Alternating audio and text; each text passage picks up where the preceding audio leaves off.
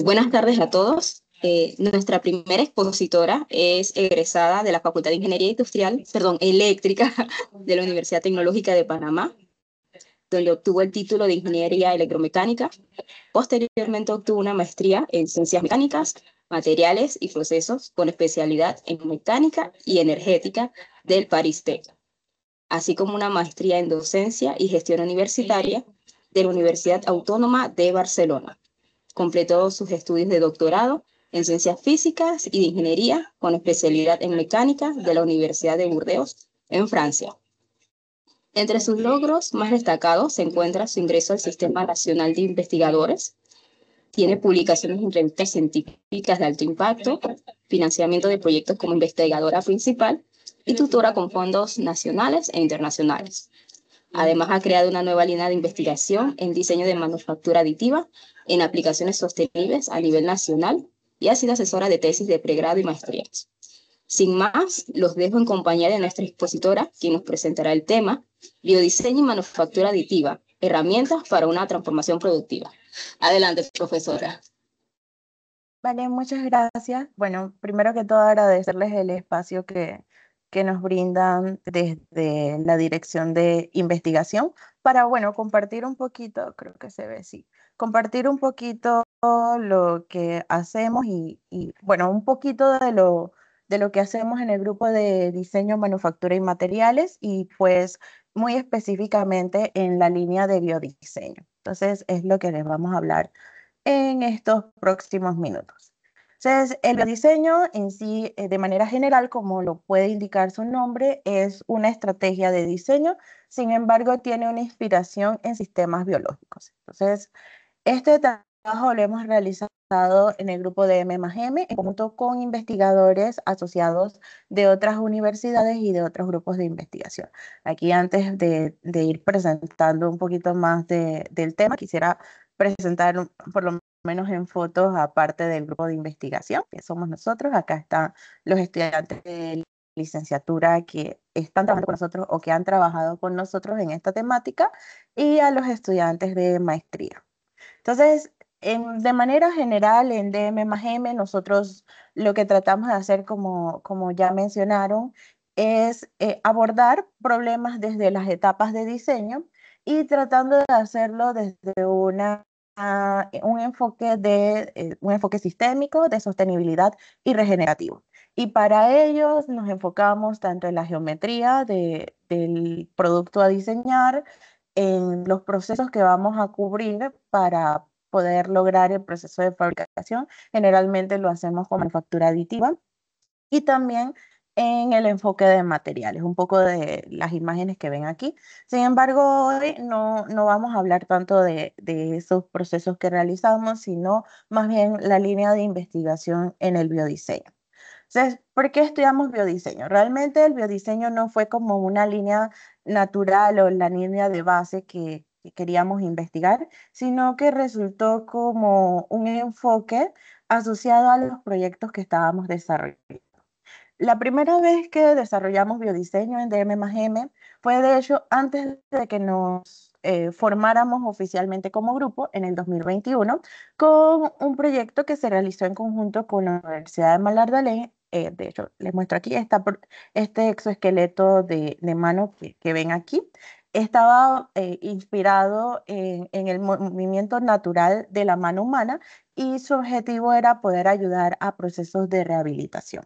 Luego, en el 2022, realizamos un proyecto, de hecho, en conjunto con ESEP, también en ese momento de la Facultad de Ingeniería Mecánica, en donde obtuvimos fondos del gobierno estadounidense para realizar un proyecto en conjunto con la Universidad del Sur de Indiana, en el cual estábamos buscando, desde un enfoque multicultural, aprovechar tanto las estrategias de biomímesis como las estrategias de design thinking para ofrecer soluciones a problemas climáticos. Más tarde recibimos financiamiento en el 2022 en los proyectos FIED 2213 y APYN 2224, que de hecho Rafael les va a hablar un poquito más de ese proyecto, en donde en realidad el enfoque era buscar cómo la manufactura aditiva nos permitía estrategias de sostenibilidad. Y justamente en esa búsqueda de sostenibilidad encontramos que la mejor forma de aprovechar, no solamente para hacer los sistemas sostenibles, sino también más resilientes, circulares y regenerativos, era a través del biodiseño. Y más recientemente hemos la adjudicación de financiamiento para otro proyecto en este tema, más bien en la restauración de sistemas, en el caso particular de sistemas coralinos, que es lo que Edgar les va a hablar un poquito más adelante. Entonces, el biodiseño. Ya les comenté que biodiseño de manera muy genérica es pues aprovechar lo que son los sistemas biológicos o los sistemas biológicos naturales para poder inspirar soluciones ingenieriles y soluciones en diversos campos. Entonces, primero que todo hay que entender de que ello está basado en sistemas biológicos. Entonces, para darle un contexto, cuando hablamos de un sistema biológico, nos podemos estar refiriendo a un organismo o a un conjunto de organismos o incluso a una parte de un organismo vivo, un organismo biológico como tal, cuyas funciones han sido refinadas por la naturaleza por millones de años. Entonces, este refinamiento le da una optimización a las funciones que ellos realizan. Eso les permite, pues, que puedan optimizar el uso de recursos, ya sea de agua, de energía, de los materiales en general, y que tengan funciones altamente especializadas. El tema aquí es que normalmente esa alta especialización está acompañado de sistemas que físicamente, geométricamente son altamente complejos, pero que les permite adaptarse muy bien al medio que los rodea. Entonces, estamos hablando de pieles, estamos hablando de sistemas completos, de órganos, de envolventes, ya sea, aquí podemos pensar tanto en plantas, animales, hongos, o sea, en todos los reinos de sistemas vivos. Entonces, estos enfoques de sistemas biológicos y de biodiseño han sido ampliamente utilizados en diferentes campos. Voy a aterrizar hoy sobre el campo de la ingeniería, uno de los ejemplos más expandidos y de hecho una de las aplicaciones más complejas que ha tratado el biodiseño es justamente el tema de los trenes balas en Japón, que tenían en un inicio la problemática de que por las altas velocidades se creaba una presión bastante significativa en el aire a la entrada del tren, así que cuando salían de los túneles causaban un boom sónico, un estruendo que pues podía afectar a los vecinos y obviamente también a la fauna que rodeaba estos túneles. Entonces, la solución vino de la naturaleza al observar al martín pescador, en particular su pico, y esto fue implementado como solución en la parte delantera del tren, lo que ayudó a reducir pues el ruido, que fue el primer punto o la primera problemática identificada, pero también mejoró la eficiencia energética del tren y logró alcanzar velocidades más significativas. Del mismo modo, más recientemente, un enfoque similar ha sido utilizado por el Airbus 350X, el cual tenía un problema grave de fricción al aire durante el vuelo y la solución planteada vino de la piel del tiburón, el cual cuenta con unas pequeñas microestructuras llamadas riblets que le permiten disminuir la resistencia cuando nada en el agua. Entonces, una estructura similar y sintética fue creada para colocarla en el fuselaje y alas de estos aviones, mejorando entonces la resistencia aerodinámica. Es decir, que esto no es nuevo, esto ha sido utilizado en la ingeniería y pues en distintos contextos. Entonces, el biodiseño está normado, se basa en la norma ISO 18458 y como mencioné, o sea, se basa primeramente en un sistema biológico. Entonces, hay diferentes enfoques que nosotros podemos utilizar para poder abordar este punto del biodiseño. Si lo que hacemos es observar el sistema biológico, entonces lo que estamos haciendo es un diseño bioinspirado. Si analizamos o hacemos un análisis funcional del sistema biológico para implementarlo en mi problema, entonces estoy haciendo un enfoque de biomimética. Si utilizamos a la naturaleza como un rol, entonces, o un modelo, entonces tenemos biomímesis. Y si lo que hacemos es que replicamos o reemplazamos una parte de un sistema basado en un funcionamiento mecánico o eléctrico o de un sistema similar de un sistema biológico, entonces hacemos biónica. Entonces, del mismo modo, también nosotros podemos enfocarnos en si vamos a tomar la solución basada en la naturaleza o si el problema nosotros vamos a utilizar la naturaleza para encontrar la solución. En el primer caso, que es el Biology Push, nosotros utilizamos los principios biológicos y de allí entonces tratamos de enfocarlo en una solución técnica. Y en el otro enfoque, que es el top-down o el Technological Pull, nosotros tenemos un producto que inicialmente cuenta con una problemática, como los que vimos anteriormente. Utilizamos un principio biológico y con eso entonces buscamos que mejore sus funciones o incluso hacer un nuevo producto basado en esa solución. Entonces, si el biodiseño nos presenta tantas oportunidades y evidentemente es el resultado de millones de años de sabiduría de la naturaleza, ¿por qué no lo utilizamos? Primeramente, y lo más importante, es que los sistemas naturales no se fabrican.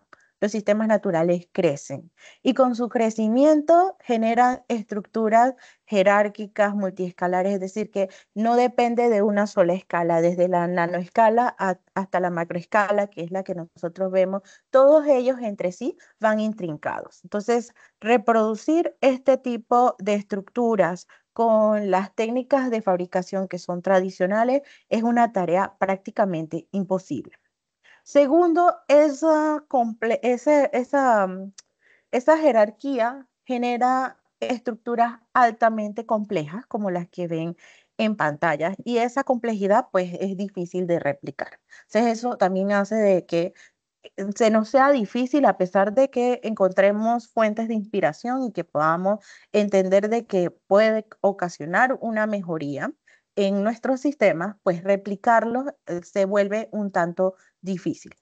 Lo último, y a pesar de que sí existen normativas como la que ya vimos, las estrategias de diseño todavía carecen de una rigurosidad y de una integralidad que nos permita realmente poder reproducir de una manera efectiva estos sistemas naturales, digamos, en todos los campos. Generalmente, y como lo que vimos, se suele reproducir algunas formas, algunas macroformas, pero cuando ya estamos hablando de formas que normalmente aparecen a la micro y nanoescala, pues el desafío se vuelve bastante complejo y muchas veces son estas formas las que permiten alcanzar los altos desempeños que se esperan en los sistemas biológicos. Entonces, la manufactura aditiva puede entrar como una solución o por lo menos una guía de soluciones en este sentido. Entonces, nada más recordando, la manufactura en general es un proceso en que transformamos materia prima en un producto funcional, en un producto elaborado y que tiene función de mayor nivel que el producto original. Generalmente las clasificamos en formativa, que es como cuando tenemos masilla y le damos forma, en sustractiva, que es como en la pantalla ven cuando estamos tallando y vamos quitando material para darle la forma que nosotros deseamos. Y aditiva, que es como cuando jugamos con Legos. Estamos adicionando cada bloque y con eso le vamos dando la forma final al producto que nosotros queremos. Entonces, la manufactura aditiva es una serie de tecnologías que justamente agregan material, así como pueden ver aquí en el GIF que tengo, en este caso es manufactura de concreto. Y este tipo de manufactura se puede presentar con distintos tipos, hay distintas clasificaciones que también están normadas y se pueden aplicar a distintos tipos de materiales, lo cual nos da una buena apertura para combinarlo con el biodiseño. Entonces, ¿qué ventajas tiene respecto al uso con el biodiseño?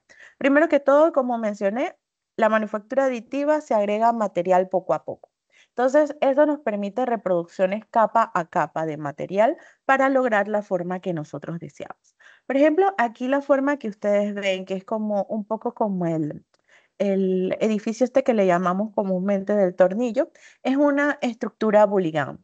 Una estructura Bulligan es una estructura natural que está presente en una buena cantidad de animales, sobre todo de artrópodos, que les permite, precisamente por el apilamiento de capas, les permite tener una buena resistencia mecánica, buena resistencia al impacto y dureza. Entonces, es una estructura, perdón, natural, que replicarla en estructuras man-made sería bastante ventajosa.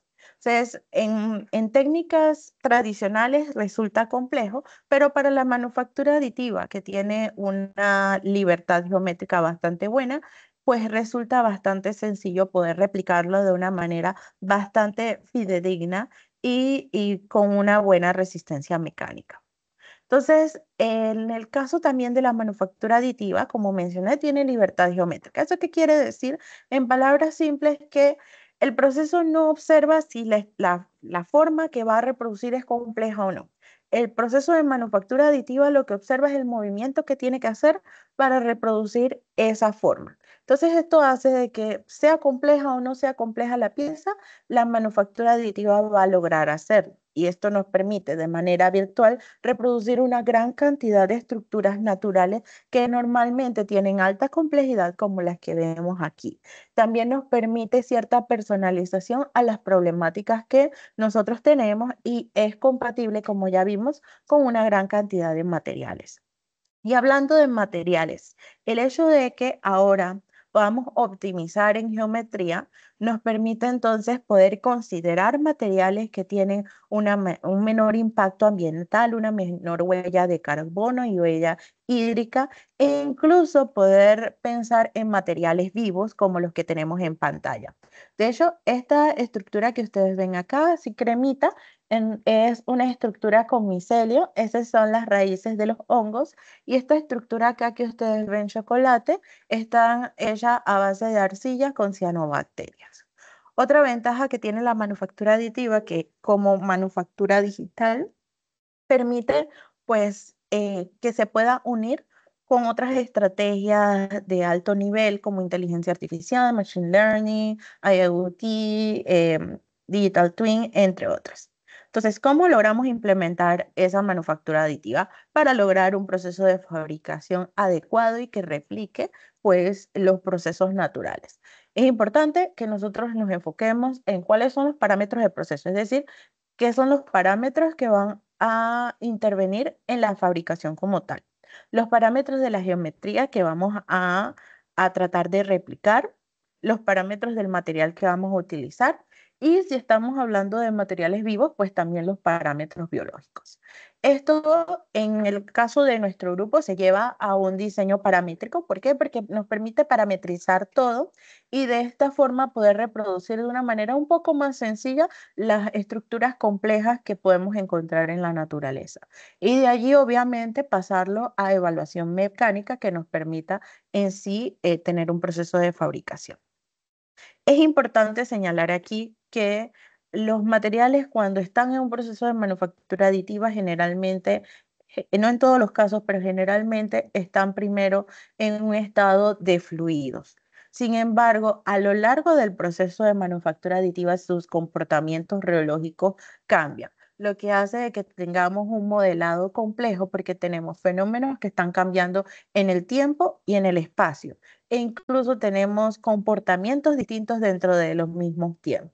Incluso también después que ya se ha hecho el depósito, al endurecerse el material, pues también tiene un nuevo tipo de comportamiento. Entonces, esto nada más para comentar que puede traer ciertas complejidades a la implementación de la manufactura aditiva. Y no solamente las complejidades, sino que hay propiedades que van a cambiar cuando estoy imprimiendo a las propiedades que va a tener mi producto. Si ahora, como les comenté, una de las grandes ventajas que podemos tener es combinarlo con materiales vivos. ¿Y por qué con materiales vivos? Porque los materiales vivos crecen. Es decir, que acá no solamente fabricamos, sino que también podemos hacer que los productos crezcan. O sea, que ellos a lo largo del tiempo puedan ir cambiando porque tienen materia viva y como la materia viva cambia de forma, cambia y crece, pues esto puede también aplicarse a los productos que hacemos con estos materiales vivos. Entonces, el tema es que obviamente como ahora estamos hablando de seres vivos que vamos a incluir en nuestros productos, pues el proceso se vuelve un poquito más complejo, como lo vemos en pantalla. Este es el proceso para poder utilizar, por ejemplo, micelio, que es lo que les comentaba, que son las raíces de los hongos y que permite entonces hacer el crecimiento de estructuras. Esta estructura que estamos viendo aquí es una de las más grandes fabricadas. Fue presentada el año pasado en el Scandinavian Manufacturing Summit y pues lo que ustedes ven, digamos, en más blanquito, más cremita, son la estructura de base. Esa estructura sí fue fabricada, pero el resto de los paneles ha ido en crecimiento. Esto que ustedes ven aquí blanco es justamente el micelio. Entonces, esta estructura tiene ciertas partes que fueron fabricadas y ciertas partes que aún se encuentran en crecimiento. El tema aquí con los materiales vivos es que, bueno, no es sencilla su implementación, sin embargo, es un futuro regenerativo en donde los productos no solamente se fabriquen y luego cuando lleguen a su fin de vida, pues se vuelvan un desecho, sino que nos permita justamente ir hacia la circularidad y regeneración que nosotros deseamos. Aquí nada más les comparto de manera bastante breve algunas de las lecciones aprendidas que tenemos hasta el momento. Básicamente tenemos cuatro puntos clave en los cuales hay que enfocarse. El primero es en sí, cuáles son las limitaciones que vamos a tener con el proceso de manufactura aditiva. También los requerimientos biológicos, no es lo mismo fabricar con cianobacterias, por ejemplo, que fabricar con micelio. También, ¿cuál estrategia de diseño utilizamos? Por ejemplo, yo les mencioné que acá nosotros la que más hemos indagado es diseño paramétrico, sin embargo, no es la única estrategia que se puede utilizar. Y muy importante, pues, mecánicamente hablando, cuál va a ser la carga que va a tener que soportar la pieza o la estructura que nosotros estemos trabajando. Entonces, ¿cómo todo esto que menciono puede ser utilizado hacia transformación productiva? En general buscamos sectores productivos, aquí estamos hablando aeronáutico, automotriz, de la construcción, que es donde hemos basado mayormente nuestros estudios, biomédica, entre otros, que permitan dar soluciones más integrales, sostenibles y regenerativas. Entonces, muy importante para hacerlo es primeramente entender y aprender de la naturaleza, aprender de sus principios. La naturaleza, como hemos dicho, tiene millones de años de, de desarrollo y con este desarrollo, pues podemos aprender y replicar. Entonces, con esa replicación estamos tratando de imitar, ya sea las estructuras o las funciones y procesos que podemos encontrar en la naturaleza. Esto a su vez nos permite, pues, crear soluciones que reduzcan el impacto ambiental. La producción generalmente va a tener un impacto ambiental, es parte del proceso, pero tenemos que tratar de ir hacia soluciones que nos permitan pues mitigar los efectos de esos impactos y pues también ahora combinarlo con herramientas digitales, manufactura aditiva, inteligencia artificial, de forma que nos permita optimizar esos procesos. Y ya se está haciendo, se hace en la arquitectura, en fachadas, se hace en el diseño industrial, en aeronáutica y automotriz, por ejemplo, se utiliza mucho de optimización de las estructuras para poder utilizar menor cantidad de material y poder guardar los mismos desempeños o incluso mejores. Y también una rama que está tomando bastante empuje es la restauración ecológica a partir de las soluciones basadas en la naturaleza. ¿Esto qué quiere decir? La naturaleza tiene problemas causados en su mayoría por efectos antropogénicos, o sea, causados por nosotros, pero también la naturaleza puede ser la misma fuente de soluciones para estos problemas. Entonces, bueno, de hecho, Edgar les hablará un poquito más de ese enfoque. Bueno, nada más para terminar, aquí les muestro algunas de las literaturas que hemos publicado sobre este tema en particular con otros colegas de la universidad. Y pues aquí está mi contacto si tienen alguna pregunta o consulta del tema que les he compartido. Muchas gracias, profesora, por su presentación. Abrimos los 5 minutitos para preguntas y respuestas. Pueden abrir los micrófonos o más bien también pueden dejar su consulta, pregunta o sugerencias en el chat y con gusto la leeremos.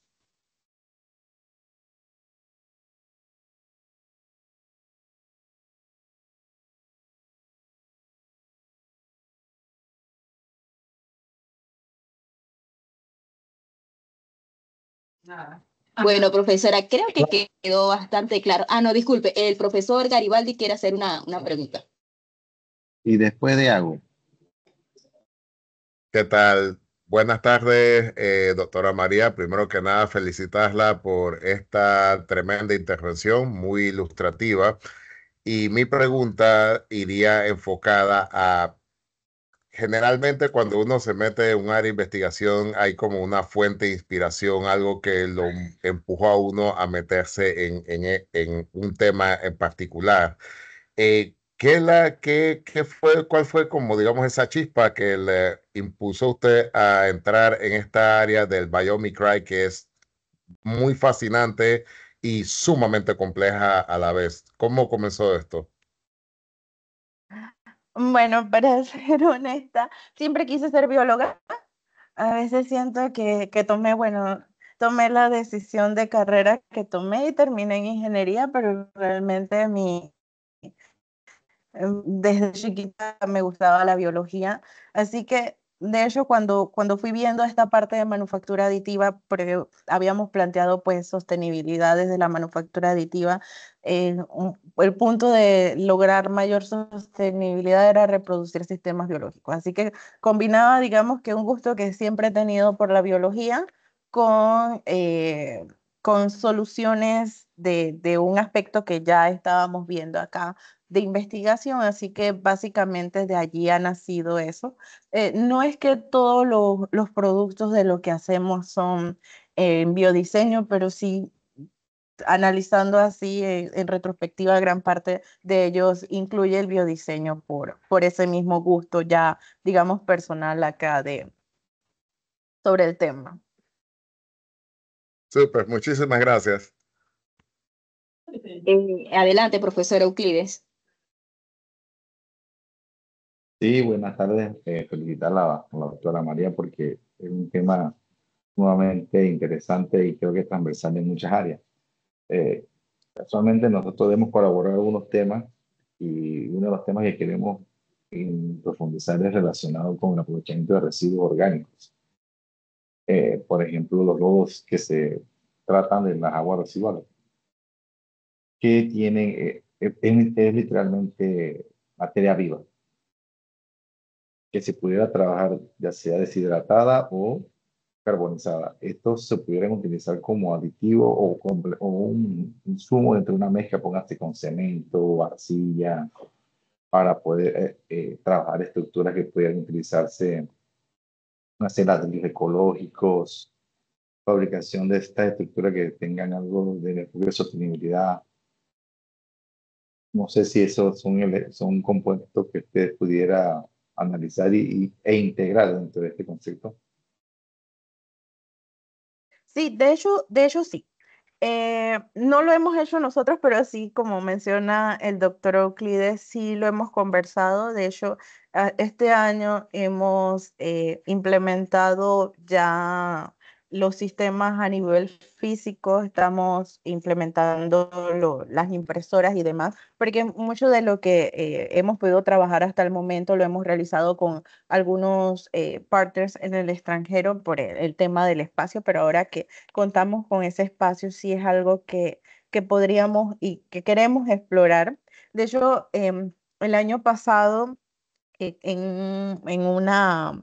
en una exposición que pudimos participar, tenía justamente este tipo de materia, de lodos, utilizados junto con arcilla. Generalmente, en la mayoría de los casos, las mejores combinaciones son con la arcilla más que con el cemento, y esto tiene que ver porque la arcilla en su base química es muy similar a los sistemas de tierra. eh, Así que crea como una mejor aceptación de otros tipos de materiales, es decir, hace mejores mezclas. Entonces, justamente con este tipo de materia se puede aprovechar e ir hacia la circularidad que se quiere en un sector. Entonces, en vez de considerar los lodos simplemente como un desecho, poder aprovecharlos, algo que ya, por ejemplo, el doctor Euclides lo ha hecho en varias aplicaciones, pero sí se puede hacer con la parte de acá de manufactura aditiva. Y sobre todo si se suman con el proceso de biodiseño que permita generar estructuras que geométricamente hablando sean de mejor desempeño. Eso permite entonces explorar un poco otros materiales que quizás en otras formas no tendrían tan alto desempeño, pero como jugamos, por decirlo de alguna manera, con la geometría, podríamos entonces utilizar en ciertas aplicaciones estos materiales que tienen una menor huella de carbono. Así que sí, definitivamente eso es posible. Excelente. Bueno, tenemos que trabajar en eso, doctora. Muchas gracias. Profesora, tenemos una pregunta en el chat por parte de Max Medina. Dice, hola, muy buena presentación. ¿Cómo se identifica que la naturaleza puede ayudar a resolver un problema y cómo se lleva esa idea a la creación de objetos mediante manufactura aditiva? Ok, de hecho, hay un sitio que los voy a poner ahora que terminamos, que se llama As Nature. No es el único, pero digamos que han sido los que más han trabajado el Biomimicry Institute sobre el tema. Y de hecho, ellos tienen una compilación bastante grande de sistemas biológicos existentes. O sea, es como si fuese una base de datos en donde yo coloco mi problema. O sea, como les comenté, hay diferentes enfoques, y si yo parto entonces de mi problema, yo digo, bueno, mi problema es un ejemplo, necesito crear una superficie que sea hidrofóbica. Entonces yo pongo hidrofobia, y de allí me va a dar una lista, como si fuese un listado con imágenes y toda una historia de qué sistemas biológicos utilizan eh, la hidrofobia. Otra forma que, bueno, es la que hemos utilizado, es ir a la literatura y buscar justamente diferentes especies versus un comportamiento. Entonces, de allí, si lo vamos a utilizar con manufactura aditiva, en general podemos hacer dos enfoques. El enfoque más sencillo, a mi parecer, no es tan sencillo, pero es el más sencillo, es justamente, ay, me pasé aquí, el enfoque de diseño paramétrico. ¿Por qué? Porque las estructuras naturales suelen también tener una belleza matemática. La mayoría de ellas puede ser replicada a través de ecuaciones. Entonces, estas ecuaciones nosotros las introducimos justamente en estos bloquecitos, como programación visual, y de ahí entonces vamos replicando las formas por aproximación de formas geométricas, de ecuaciones geométricas. Y de ahí entonces, luego que se tiene la forma, entonces se puede generar el CTL y de ahí llevarlo a la impresión. Entonces, ahí, la manera más simple es esa. También se puede dibujar como tal, pero eso es sumamente complejo porque, de nuevo, las formas varían en el espacio. O sea, hay algunas formas que son eh, visualmente muy complejas, pero si lo llevamos a la matemática suelen ser mucho más sencillas. Así que por eso diría que la forma más fácil es a través del diseño paramétrico, que es el que también más hemos explorado. Muchas gracias, profesora. Bueno, creo que no tenemos más preguntitas, entonces podemos seguir con la siguiente presentación.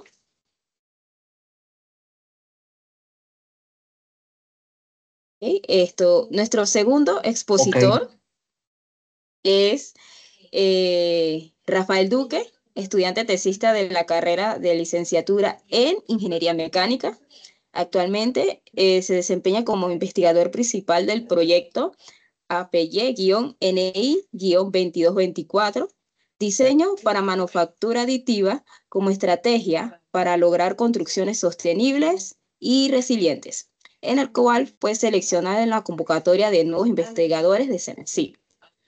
El tema que nos presentará hoy es explorando la arcilla como material para manufactura aditiva en el entorno construido. Adelante, Rafael.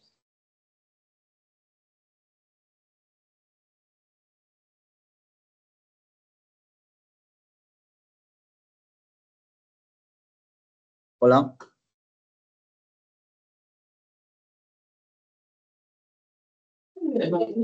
Ya se puede ver la presentación. Ok, ya se da la presentación, perfecto. Deme un minuto. Se...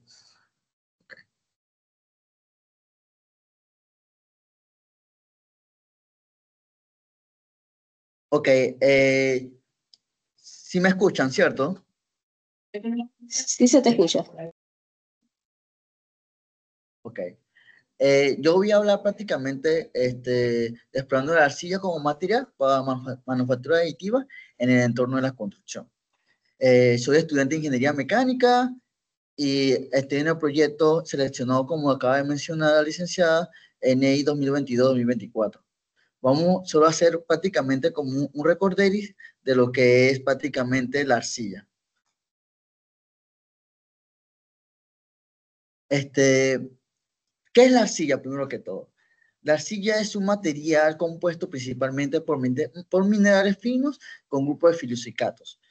Esto para nosotros prácticamente nos podemos ver en todos los ámbitos. En la tierra que vemos, como acaba la pregunta se dice, ¿sabías que un simple puñado de tierra puede hacer unas construcciones milenarias? Entonces, ahí es donde yo me voy, es que la arcilla es un mineral natural, prácticamente que podemos encontrar en todos lados, que se puede fortalecer, que puede tener una mejor rheología en la impresión 3D en la manufactura, se puede tener diferentes aditivos para un fortalecimiento, se puede realizar. Me llama mucho la atención en que la arcilla, en cómo el enfoque ha ido variando desde crear prácticamente jarrones hasta crear actualmente construcciones, construcciones de casas o replicar, como acaba, no hace mucho mencionó la doctora María, algo bioinspirado en la naturaleza. Y es llama mucho la atención cómo la arcilla, de acuerdo a su función, lo podemos moldear. Entonces, la arcilla igualmente es algo natural, algo que podemos encontrar en todos lados. Entonces, tiene ventajas. Claro que la arcilla tiene ventajas, que más adelante hablaremos de sus propiedades, pero una de las ventajas más grandes que podemos ver es cómo es su rheología, o sea, cómo se comporta tanto dentro de la boquilla del extrusor como cuando se seca, cuando se moldea, incluso cuando se endurece, que va cambiando sus propiedades. Así mismo, como aprendimos que la arcilla, cómo se perfila en el campo de la manufactura. Y se puede decir que la arcilla se puede adaptar a diferentes tipos de impresión 3D. Incluso la arcilla me permiten a nosotros en la impresora crear bioinspirados, replicar. Yo siempre he dicho, o sea, un pensamiento mío personal, que el límite aquí, después que uno sepa diseñar, uno sepa realizar, o sea, utilizar algún software que nos ayude como Inventor, ANSYS o Fusion, el límite te lo pones tú, pues, porque realmente si tú dices, yo necesito crear un panal de abejas prácticamente, o necesito crear este tipo de estructura, ese tipo de estructura, yo lo diseño. Y después yo, por medio de la manufactura aditiva, yo puedo llegar a saber si realmente me sirve o no me sirve. Eso lo hacemos, ¿cómo lo realizamos en la arcilla? Para ver qué cantidad de agua que se ha puesto, qué cantidad, si lo hemos combinado con otros aditivos aglutinantes o con un material compuesto, por decir, arcilla mencionó la profesora, la doctora María, que el profesor Euclides había trabajado con lodos. Nosotros podemos trabajar con café, con cáscara de arroz o algún otro material compuesto donde esta le dé alguna fortaleza a la misma estructura, Y uno se da cuenta que vamos directamente mirando tecnologías futuros cuando por ejemplo, con el plan interior, nos damos cuenta que hay estos alcancías de cerámicas o esos potes que se ponen afuera de la casa, ahora se puede replicar incluso con la impresión 3D, siempre y cuando tengamos el diseño, sepamos a dónde queremos llegar. Ok, aquí, como pueden ver, ¿qué caso de estudio existe sobre la construcción de casas de arcilla impresas? Ok, aquí hay tres tipos prácticamente de imágenes, la cual la primera que dice Tekla House. ¿Qué quiere decir Tekla House? TED de Technology and Clay, o sea, tecnología en arcilla. La tecnología en arcilla, a nosotros, ese es un proyecto que se ha hecho con la empresa WAS, que es la que lleva o tiene diferentes diseños o equipos para diferentes proyectos, pues, de acuerdo a lo que se quiera hacer. Y la Tekla House se ha hecho junto con Cascarilla de Arroz. Entonces, me es bastante factible, o sea, factible no, me es bastante reconfortante saber que un material que se puede encontrar en cualquier lado prácticamente, porque es tierra, y de acuerdo a sus propiedades, a la cantidad, porque para llegar a construir o utilizar la arcilla, tenemos que saber qué porcentaje de agua vamos a utilizar, para qué, hasta qué altura va a construir, qué es el peso que va a cargar. Cuando mi impresora pase nuevamente, porque es capa por capa, se va a panguear o mantener su firmeza. Eso me hace pensar realmente que viene más estudios sobre esto, otros materiales, otros tipos de compuestos donde me pueden fortalecer para una construcción impresa, prácticamente una construcción impresa, que se puede ser una casa, puede ser un puente, o puedo replicar algo inspirado en la naturaleza. En el segundo es un proyecto nuevamente con WAS, que es una casa circular. Y en todo proyecto también, el que está en el lado derecho, está hecho nuevamente un área de 5 metros por 5 metros sobre lo que se ha trabajado sobre las sillas, pues igualmente con WAS. Aquí solo se mencionarán por encima cuáles son las propiedades clave de la arcilla y qué la hace tan especial. La plasticidad, o sea que se moldea fácilmente con el agua. Ahí es donde tenemos que ver prácticamente su plasticidad. ¿Qué plasticidad queremos llegar? Se moldea fácilmente con agua. ¿Por qué porcentaje de agua utilizamos? Se puede usar un 32%, un 25%, de acuerdo al peso de la arcilla que estamos utilizando. Ahí es donde ya hemos probado acá en la universidad con algunos estudiantes de maestría, que tenemos que ir con cuidado, y como es algo investigativo, todo debe ser medido para que se lleve como una bitácora de lo que se está haciendo. Data capacidad térmica. Lo sorprendente de la arcilla es que cómo absorbe la humedad por la plasticidad y cómo almacena y libera el calor lentamente. La biodegradabilidad. Es 100% natural y no genera residuos tóxicos. ¿Por qué? Porque es algo que nos ha regalado la naturaleza. Eso lo hemos encontrado, lo hemos visto y está en la tierra, y es algo que realmente a nosotros como reduce nuestra huella de carbono, y algo realmente fascinante que cómo existe un material donde podemos utilizar de una manera bastante productiva. La absorción de la humedad, así como la plasticidad, que estamos en humedad, tenemos que saber, va relacionado mucho lo que es con el agua. Y alta compresión, mejora con aditivos. Quiere decir que, de acuerdo, yo puedo hacer pruebas simplemente con arcilla, pero yo puedo probar con algún otro material, como lo ha hecho la empresa WAS, y puedo decir, mira, ha mejorado bastante, me resulta bastante bien que esté con cascarilla de arroz o que me resulte con, por decirlo, con huevos, que me resulte con café, que me resulte con algún otro material que pueda fortalecer y ayudar a prácticamente una manufactura aditiva. Y como muchas veces hemos comprobado que hemos llegado a ¿cómo se puede decir?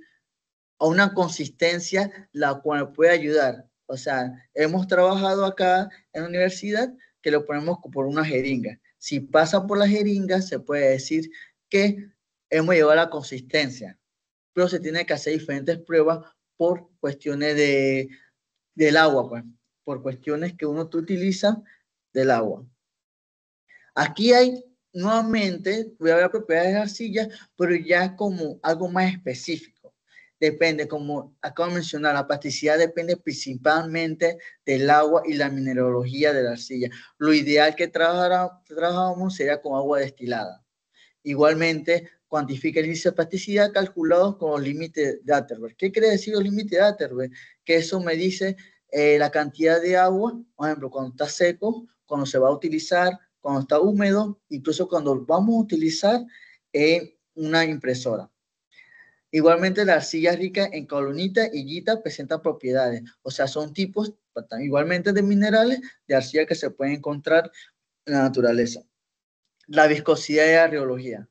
Ahí me indica que la mezcla con 32% de volumen de arcilla igualmente exhibe un comportamiento ideal para la impresión 3D. Nosotros hemos probado con de 25% a un 32% para ver cómo es su comportamiento, si cuando lo vamos imprimiendo se panguea o si no realmente se mantiene. Su esfuerzo de excedencia, su modo de almacenamiento y lo que se emplea para describir un comportamiento viscoplástico. Igualmente su resistencia mecánica. En estado fresco, prácticamente, en estado de plasticidad con agua, se comporta de una manera diferente, igualmente cuando ya se ha endurecido. Pero si se pasa el curado así, que sería de natural, igualmente se puede pasar por dentro de un horno para fortalecer su estructura de resistencia. El uso reduce resistencia a compresión y mejora la resistencia, igual que su fluidez. Aquí también podemos mencionar que la propiedad de la arcilla, extruibilidad, buildability, composiciones típicas. Estos son propiedades donde nosotros vamos probando poco a poco cómo se va a realizar y cómo nos sirve en el momento que nosotros vamos construyéndolo, pues. Entonces, una de las comparaciones más grandes de las propiedades que uno lo puede comparar sería con el concreto, porque uno se preguntaría, ¿qué tan factible me sale construir en arcilla que construir en concreto? ¿Cierto? Entonces, aquí se muestra una gráfica de arcilla versus concreto, que sería una evaluación comparativa de concreto y la arcilla de material para manufactura aditiva. Su sostenibilidad, sus costos relativos, su impacto ambiental. Aquí se ve tanto el lado izquierdo como el concreto, como el lado derecho, la arcilla. Y hay diferentes tipos de opiniones porque realmente podemos ver que la arcilla, el concreto se mantiene con un punto en 2 prácticamente, sostenibilidad, en costo, en disponibilidad, por impacto ambiental baja. Igualmente que la arcilla, su sostenibilidad son los puntos más altos, tanto sostenibilidad como disponibilidad local, porque tanto el concreto que utiliza otro aditivo, otro tipo de, para su fortalecimiento y todo, la arcilla también lo va a necesitar, pero la arcilla es su disponibilidad local, que lo podemos encontrar en la naturaleza. ¿Tiene que apostar la arcilla a un futuro en la construcción? Claro que sí. Con la arcilla podemos mejorar, ¿de acuerdo? Se puede mejorar si le incluimos, ¿de acuerdo? A la cantidad de agua que le podemos poner, a lo que queremos realizar. Igualmente, podemos ver la cantidad la altura, lo que se puede realizar, si tiene sentido, sí. Porque si con aglutinantes, algún otro material compuesto me indica mayor tiempo de vida a mi edificación, yo apostaría por un futuro en la construcción. Aquí solo se muestran anexos prácticamente. Aquí estamos preparando el lado izquierdo. Aquí son dos estudiantes de maestría, que es Melanie y Rafael. Ellos estaban preparando la mezcla en arcilla para buscar realmente su plasticidad y la cantidad de agua que realmente necesitaríamos, todo medido claramente. Esta es la máquina que está aquí en la universidad, en el hangar, que sería la UAS, porque también estamos relacionados con la UAS, tanto con su software, y que imprime de 400 milímetros en diámetro a una altura de 1 metro. Y se dan cuenta en el lado derecho que se encuentra que es bastante alta para la realización por las dimensiones que imprimen. Disculpa, Rafael, que te interrumpa, no se puede ver la imagen de lo que estabas describiendo. Ok, aquí. No estás compartiendo no estás compartiendo la pantalla. No. No. Ok. Acá estaba hablando solo. No, que no explicabas, pero no tenías nada visualizado. Ah, no se veía. No. Ok. Déjame ver.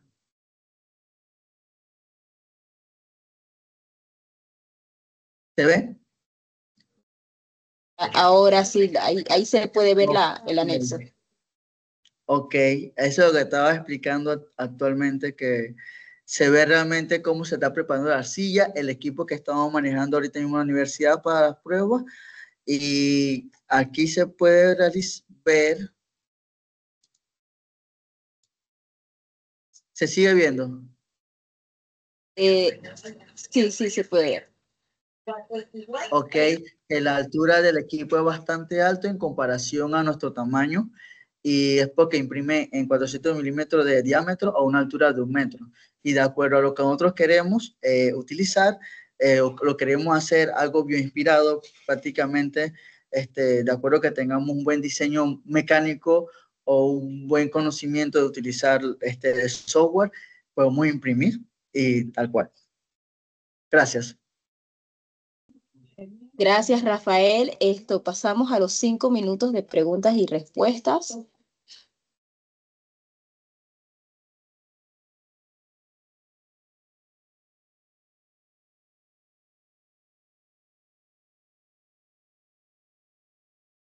Hola, buenas tardes.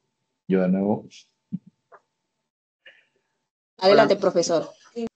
Sí, bueno, felicitar a Rafael por atreverse y siempre digo que los estudiantes de CITA son los valientes y los que impulsan la investigación, que nos ayudan acá a hacer ciencia. Bueno, veo que han indagado bastante en el tema de la arcilla. Bueno, la arcilla tiene ciertas propiedades, ¿no? Una de esas es la hidrofóbica, pero también tiene un tema relacionado con algunas superficies reactivas. Lo digo porque, bueno, parte de lo que uno estudia, bueno, el tratamiento de agua es remoción de coloides de arcilla. Y en ese sentido, no sé si han podido mirar o ver compatibilidades con otras mezclas y si esas variables o esas características inciden, o el tamaño de los granos de la arcilla, o si han visto algo sobre contenido de materia orgánica en la arcilla, porque Panamá también tiene una mezcla bastante peculiar en los tipos de suelos, o te usan solamente una arcilla comercial. Ok, ahorita mismo con lo que realizamos la mezcla, ha sido una arcilla comercial. Se tiene previsto que también realicemos, haciendo una comparación con la arcilla que buscamos un lugar donde tenga una arcilla de acuerdo a lo que vamos a utilizar. Y actualmente no hemos hecho todavía una comparación con diferentes mezclas. Sí tiene previsto combinarlo con diferentes mezclas para ver cómo es su comportamiento. Si se ve aquí en la imagen, si se logra ver,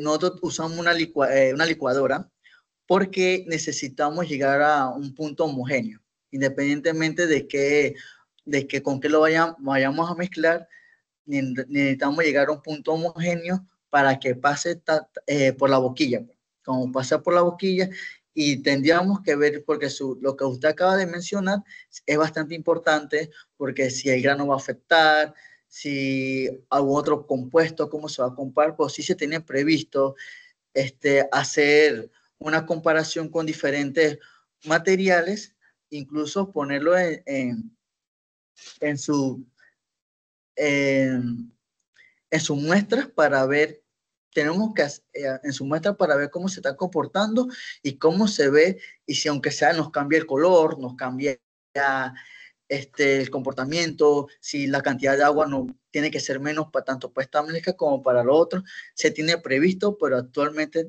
todavía no se ha hecho. Gracias. Ok, no sé si usted o la doctora María puede contestar. ¿Han hecho alguna captura de imágenes SEM, de barrido de electrones, para ver cómo son la microestructura de estos materiales? Sería interesante saber cuál es Ok, el comportamiento en ese sentido. Si hay microfisuras o algo, o aire atrapado, no sé, variables que pudieran darle más elementos sustentatorios a una mezcla, ¿no? ok. No, yo realmente yo no he realizado todavía, no he llegado hasta allá, pero sería bueno tomar esa observación y hacerle llegar esas evidencias, pues. No sé si la doctora María tiene alguna respuesta, como dice el doctor. Hola, sí, de hecho, en el trabajo de Rafael, precisamente la intención primera era explorar cómo se manejaba la arcilla. La arcilla, a diferencia de otros materiales que ya están, digamos, ampliamente trabajados en manufactura aditiva, su implementación para aplicaciones estructurales o por lo menos de alto desempeño es bastante reciente. Entonces, en parte la complejidad de trabajar con la arcilla es la plasticidad propia del material. Entonces, en el caso de Rafael en particular, el enfoque era más que todo a explorar pues la geometría. Creo que en su trabajo de hecho está explícito la parte de geométrica con utilizando arcilla, pero normalmente es arcilla, vamos a decir virgen, arcilla sin mezcla. De hecho, ahora hay otra estudiante, Melanie, que está justamente estudiando precisamente esta parte, cómo entonces optimizar a nivel de material una vez que ya se ha entendido pues el uso de la arcilla como manufactura aditiva.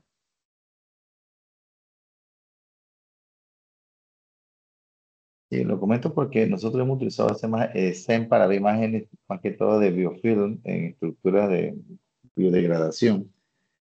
Creo que aquí un colega ya tiene un equipo de esos, creo que también Emixonia lo tiene, porque eso le daría más potencia a los diseños para evaluar qué tan precisos son y comparar diferentes relaciones de mezcla.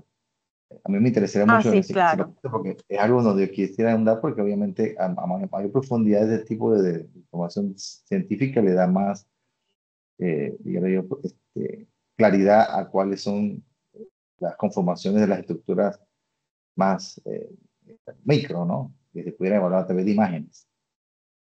No, exactamente. De hecho, se tiene que hacer así. En efecto, en el trabajo de Rafael que va a presentar después, perdón, de Edgar que va a presentar después y de otro estudiante de maestría que se llama Rafael, ellos justamente sí van a tener que mirar esta parte y la biorreceptividad que podría tener este tipo de estructuras justamente con el crecimiento de biofilm. Lo vamos a realizar con tratamiento de imágenes no solamente a nivel SEM, sino también de seguimiento fotográfico, justamente para ver esta parte. Pero sí, como usted menciona, ya si se quiere pues mejorar estos sistemas, es necesario explorar esta parte.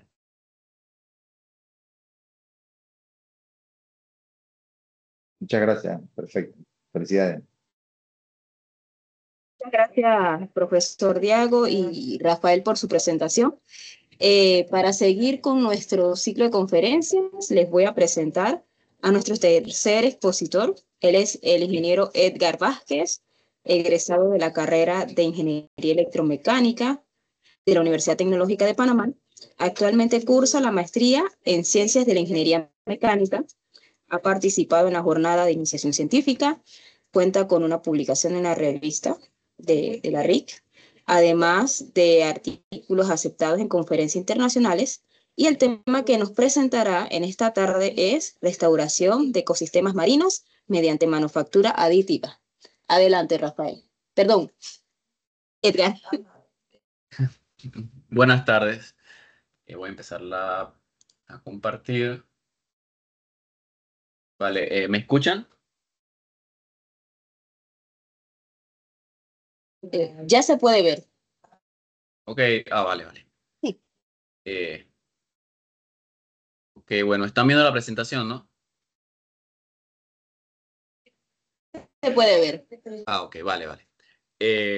Bueno, buenas tardes. El día de hoy les voy a hablar sobre la restauración de ecosistemas marinos mediante manufactura aditiva, centrándome, bueno, en el marco de mi trabajo de tesis de maestría en ciencias, titulado Evaluación técnica de la interacción fluido-estructura de arrecifes artificiales bioinspirados fabricados mediante manufactura aditiva, ¿no? En primer lugar, hay que entender algunos antecedentes, ¿no? De lo que son los arrecifes coralinos como tal. No es mi área, no soy biólogo, pero en términos generales, eh, al igual que muchos de los problemas que tenemos hoy en día relacionados con entornos naturales, etcétera, están directamente relacionados con todos los cambios y consecuencias producto de lo que es el cambio climático, ¿no? Los corales, los arrecifes coralinos no se escapan a esta realidad. De hecho, digamos que los efectos del cambio climático, todo lo que ocasionan, afectan los procesos fisiológicos y todas las interacciones biológicas que hay en los ecosistemas que generan que son los arrecifes coralinos. En ese sentido, hay varios puntos en específicos que generan la degradación de este ecosistema. El primero sería obviamente el cambio de la temperatura de los océanos, ¿no? Producto de la elevación de las temperaturas globales. Y a su vez eso reduce la capacidad de captura de carbono de estos ecosistemas, lo que acidifica el agua, ¿no? También porque los océanos capturan gran cantidad de CO2, lo que acidifica el agua y degradan estos ecosistemas. Los fenómenos meteorológicos extremos, como lo es la sobreexposición a la radiación solar y mareas extremadamente bajas debido a huracanes, etcétera. Y también contaminantes producto de las escorrentías y contaminación producto de las actividades humanas, ¿no? De hecho, aquí en la imagen se puede apreciar, es una imagen bastante característica si buscan blanqueamiento de arrecifes de coral, en donde se muestra, bueno, no solamente, digamos, el blanqueamiento y la degradación del ecosistema, sino también que ocurren en intervalos de tiempo muy cortos. Aquí podemos ver que en un periodo de aproximadamente 8 o 9 meses, el ecosistema se había degradado completamente. Ahora bien, esto tiene muchos problemas en cuanto al impacto ambiental que genera, primero porque los arrecifes, los corales capturan carbono y por ende al degradarse los ecosistemas se pierde capacidad de captura de carbono, y también hay un problema relacionado con la pérdida de la biodiversidad de los ecosistemas marinos. Pero esto también tiene un impacto enorme en las actividades humanas. No solo estamos hablando de aquellas comunidades costeras que dependen de actividades ligadas a los entornos marinos costeros y que al degradarse estos ecosistemas se ven afectados, sino también que hablamos de turismo, la soberanía alimentaria de grandes países que afectan a miles de millones de personas, producto de que, bueno, estos ecosistemas se degradan y se pierde gran cantidad de fauna. Y bueno, también todo lo relacionado con el turismo. Otro punto importante, como ven aquí en la imagen, es que Los grandes arrecifes de coral sirven como amortiguadores de los fenómenos meteorológicos, ¿no? Sirven para lo que es la protección costera y de las comunidades costeras, y también para proteger de efectos de la erosión costera como tal. Bien, en ese sentido, ¿qué son los arrecifes artificiales? Hay muchas técnicas de restauración de corales. Los arrecifes artificiales son una parte muy concreta de ellos, pero hay que entender que los arrecifes artificiales no se originaron para, para restaurar específicamente los arrecifes de coral como tal. Estas estructuras inicialmente eran, como vemos aquí abajo, elementos de descarte, ¿no? Objetos, vehículos, tanques, cualquier cosa que se les ocurra que se pudiera tirar al mar y que al final terminaban depositándose en el lecho marino. Como tal, la comunidad científica, al monitorear este tipo de elementos de descarte, al pasar de las décadas, se pudo observar que alrededor de estos elementos proliferaba la vida, la fauna, crecían y se restauraban de cierta forma los ecosistemas, ¿no? Ahora, tampoco es tan simple como tirar cosas al mar, porque así como un tanque, digamos, puede hacer que la vida prolifere a su alrededor, este también tiene efectos negativos en el ambiente, como por ejemplo que se va degradando y va de cierta forma contaminando ese ecosistema. Igualmente, por ejemplo, las llantas o cualquier elemento de plástico que se tira al mar se va degradando en pequeños microplásticos. Entonces, con el pasar de los años, algunas de las alternativas que surgieron para utilizar este tipo de descubrimientos como medidas de restauración o de protección costera fue utilizar, digamos, bloques o elementos prearmados, principalmente hechos de concreto o estructuras metálicas. Inclusive también existían esculturas subacuáticas, aunque usualmente estas están orientadas al turismo como tal. Y en los últimos años se ha empezado a usar lo que es la manufactura aditiva. Ahora bien, ¿por qué la manufactura aditiva? Hay que entender que durante todos estos años de estudio de estas estructuras submarinas se han identificado varios factores claves. El primero es que entre más complejas y jerárquicas son las estructuras que forman los arrecifes artificiales, mejor son sus efectos de restauración en el ecosistema, lo cual va ligado obviamente a la semejanza que tienen con las estructuras o los arrecifes coralinos naturales y obviamente el uso de materiales que sean ecoamigables, que no dañen el medio ambiente, etc. Ahora, el punto clave de la manufactura aditiva es que a diferencia de los métodos de fabricación convencionales, tradicionales, como utilizar bloques prearmados en donde se vacía concreto, la manufactura aditiva nos permite crear estructuras más complejas realmente, en donde puedo crear de cierta manera estructuras intrincadas, además de que la geometría que se genera en la manufactura aditiva, el hecho de que sea capa a capa, esos pequeños caminos y bifurcaciones que se crean en la geometría del objeto, también ayudan a que se asemeje a las estructuras naturales. ¿Ok?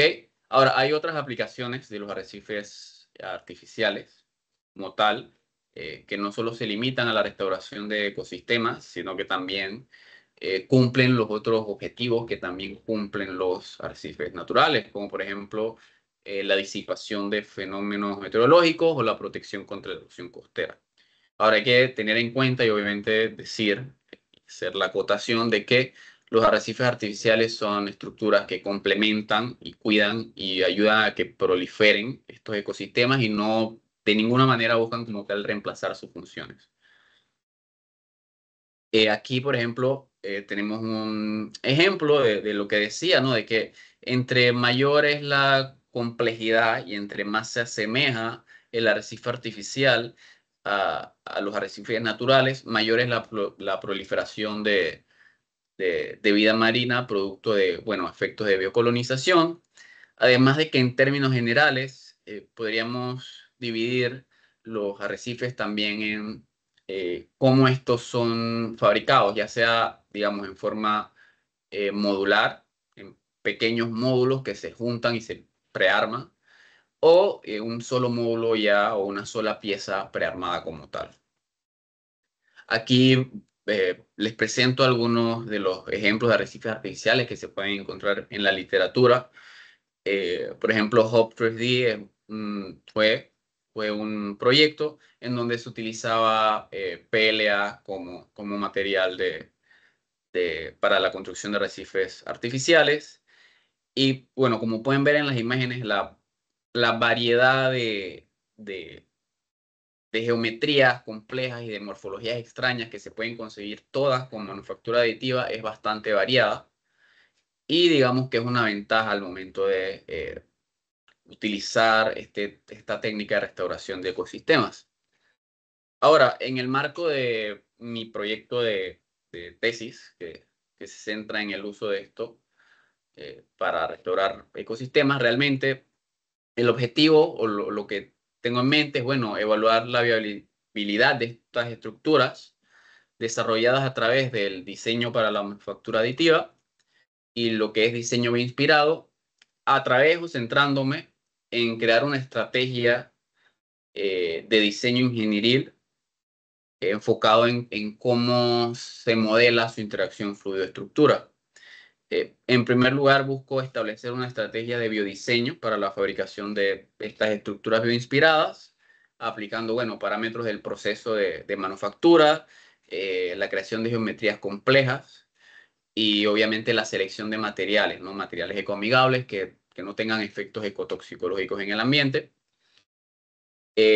Como segundo objetivo, lo que busco es comprender el comportamiento estructural y la interacción de la estructura con el fluido a su alrededor de estos arrecifes a través de, bueno, simulación numérica principalmente, basándome en las propiedades específicas del material, pero también tomando en cuenta su modelado o teniendo en cuenta que es un objeto creado mediante manufactura aditiva, así que hay que tener ciertas consideraciones en su modelado numérico, como la interacción entre capas. No es lo mismo que modelar numéricamente un objeto creado mediante manufactura convencional.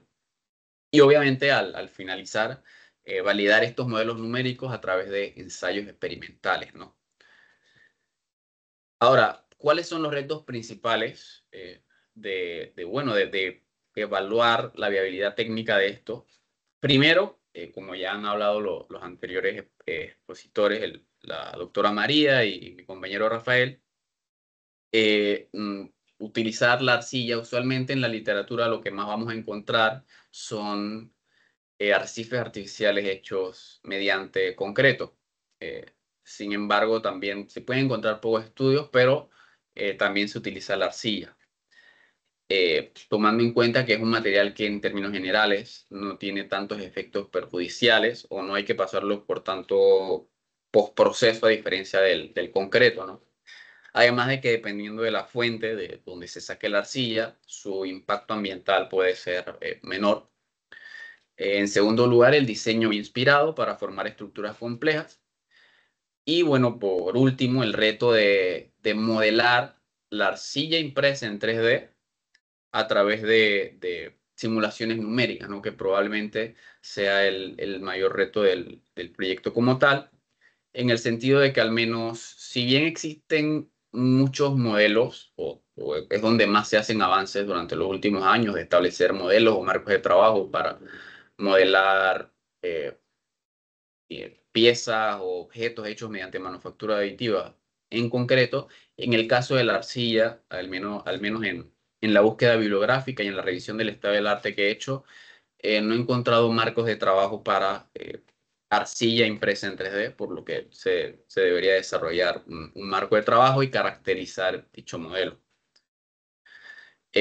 La metodología en términos bastante simplificados, una revisión del estado del arte, como cualquier investigación, la selección de especímenes naturales, En este caso, podría ser cualquier espécimen, pero dado que el caso de estudio sería en Panamá, la idea es tomar especies nativas del Caribe panameño, hacer el modelado de biodiseño parametrizado, esto mediante software, digamos, que permite el diseño para la manufactura aditiva, como por ejemplo Rhinoceros a través de su herramienta Grasshopper, que realmente ofrece herramientas un poco más complejas comparado para manufactura aditiva comparado con otros software que utilizamos más comúnmente en ingeniería, obtener las soluciones candidatas, posteriormente modelar la interacción fluido-estructura y la simulación estructural mediante el modelo de material que establezcamos, seleccionar los mejores especímenes y fabricarlos en el laboratorio y posteriormente, bueno, validar estos modelos hechos mediante ensayos físicos reales, ¿no? Bueno, muchas gracias por su atención y sería todo. Muchas gracias, Edgar, por su presentación. Pasamos al periodo de preguntas y respuestas.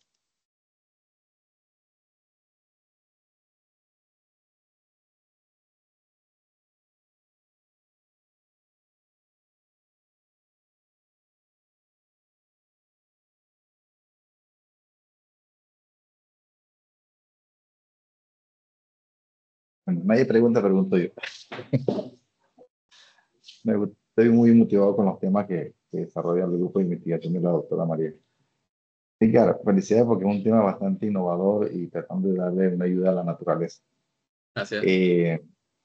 Bueno, por supuesto que es complejo tratar de replicar el arte de la naturaleza, porque eso es un arte, ¿cierto? La creación de formas Sí. y que no son, y que no, y son únicas, eh, son complejas, sobre todo los corales que son intrincados, ¿no?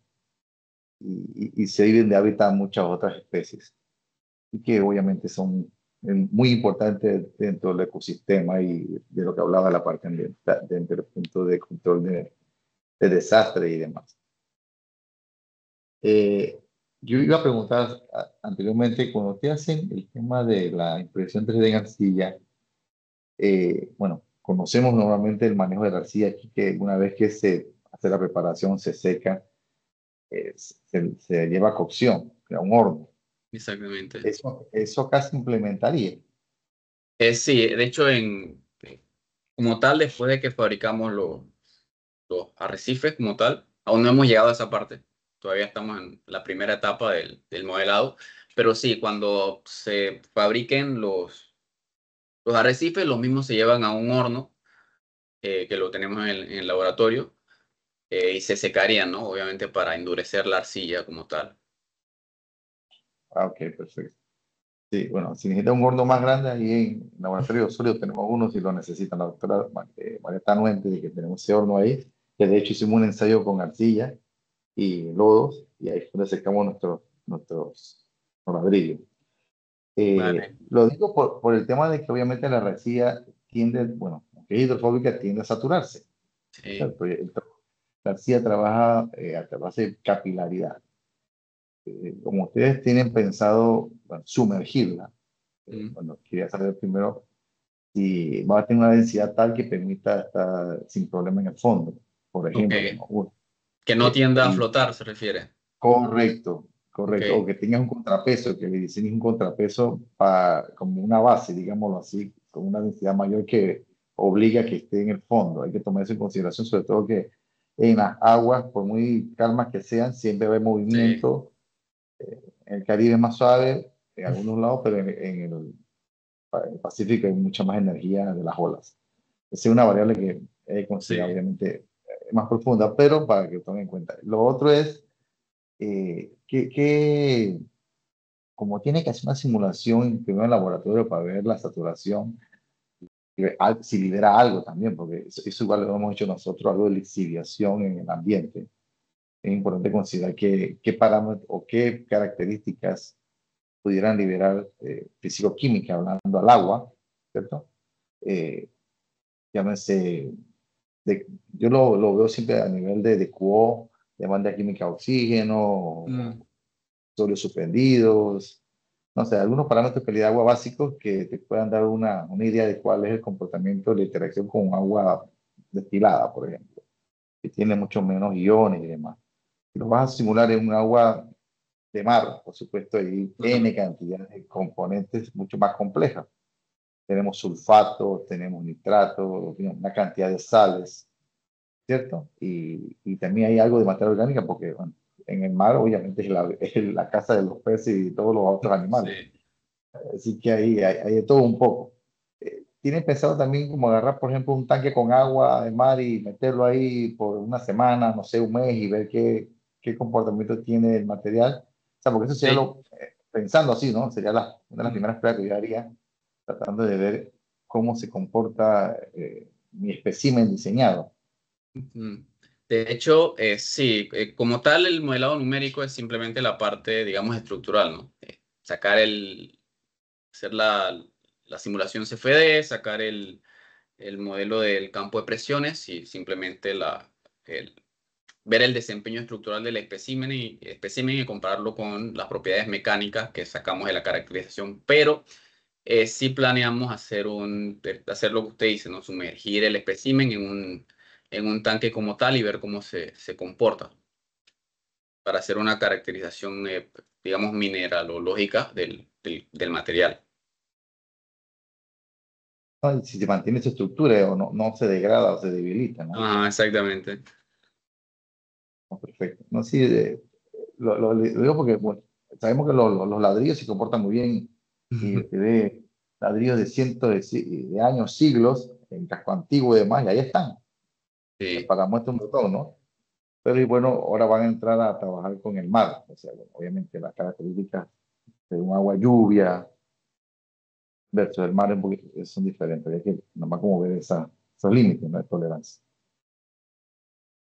Listo, gracias. En efecto, nada más para agregar a lo que ya mencionó Edgar, tal cual como usted lo menciona y como creo que Edgar también lo mencionó, uno de los puntos que hemos encontrado en la literatura es que hay muy poca información sobre el efecto ecotoxicológico que puede tener. Es decir, nosotros lo llevamos al mar, en teoría debe funcionar, pero no sabemos si hay una degradación. Bueno, estamos hablando de arcilla, pero igual si una degradación y si esta degradación es tóxica. Y en tal caso, si se hace una intervención, en vez de ser positiva, sería negativa. Y precisamente por esta preocupación, nosotros, bueno, estamos trabajando con la ARAP, que de hecho ellos son los que van a estar justamente encargados de hacer el análisis ecotoxicológico de las piezas, o sea, someterlo a agua de mar en condiciones eh, controladas, pero para ver si hay una degradación. Más allá del, como dice Edgar, en el caso de él, su enfoque es más que todo la parte mecánica, ver si en efecto hay también un efecto tóxico por parte de las piezas. Además de la parte también de la bioreceptividad que tenga, pues porque tenemos una bioreceptividad positiva que sí se quiere lograr.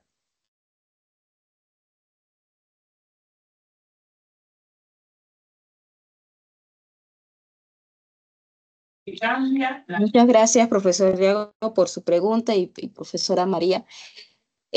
Gracias, Edgar, por la presentación.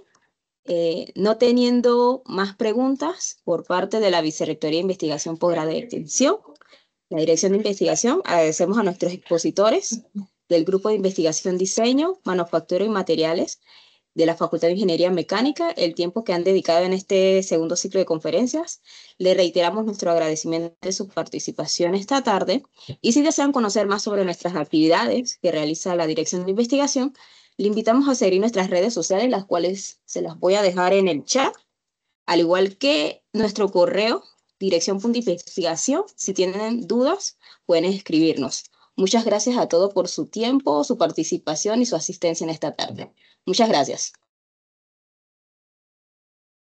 Hasta luego, saludos. Hasta luego, gracias, saludos. Hasta luego, gracias.